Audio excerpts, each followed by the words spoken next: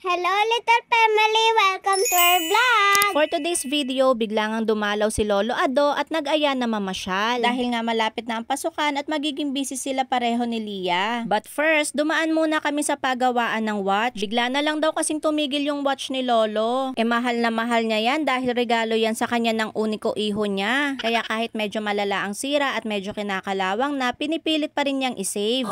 After that, diretso na kami sa SM. May nadaanan pa nga kaming fan meeting dito sa may Victory Mall. And here comes the main event of the day. Makakalibre na naman kami ng playground ni Lia. May promise din kasi kami ni Daddy na magpe-playground si Lia. But since sagot ni Lolo Ado ang gala today, happy ang mami, ang Lia. Si Lia na nga rin ang namili kung saang playground niya gusto. And dito nga niya tinuro sa may Ambika, hindi ko alam kung paano i-pronounce. Mura lang ang per hour nila dito, 300 lang, 1 kid, 1 adult na, additional 100 lang for another companion. And in fairness, well organized sila. Malawak ang area at may division per game, kaya hindi magulo tingnan. Syempre, ang unang pinupuntahan yung may slides. Naabutan ko nga silang ganito.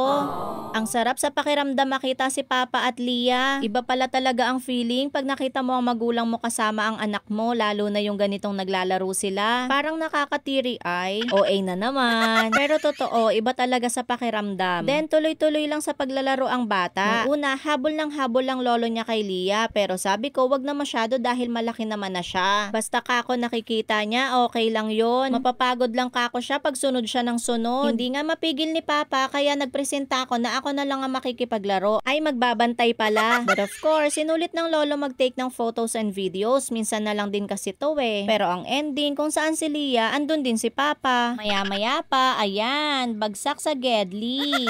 Bigla nga nakahanap ng kalaro si Lia, and from then on, sinusundan-sundan niya lang tong batang to. Ayan na naman tuloy tayo sa kapatid. Guilty na naman. After playing, inaya ko sila sa food court. Andito kasi yung cravings ko. Si Papa, nakakita ng favorite niyang papaitan, kaya yun yung in-order niya. Ako naman, hindi ko alam kung gutom na ako o talagang excited ako sa cravings ko, hindi ko na pala na video. After that, bumili lang kami ng ice cream na hindi ko rin na naman na video, tapos bumili kami ng konting snacks ni Lia. And then, umuwi na rin kami kasi may pupuntahan pa si Papa. Kami naman, nagpahinga lang konti, nagbihis ng damit at lumabas ulit kami. Lalaro kasi si Daddy for SK Basketball League. Dito lang naman yun sa tapat ng bahay namin, kaya susupport na rin kami at manonood kay Daddy. Actually, pangalawang laro na niya yan today kasi nag-interbarangay din siya kanina. O diba ang lakas? Akala mo nasa 20s lang? Back to back ang laro. Saan ka pa? Akala ko nga matatalo sila pero na-win naman. And that's how we wrap our happy and beautiful day. Thanks for watching our video. Don't forget to share. Bye!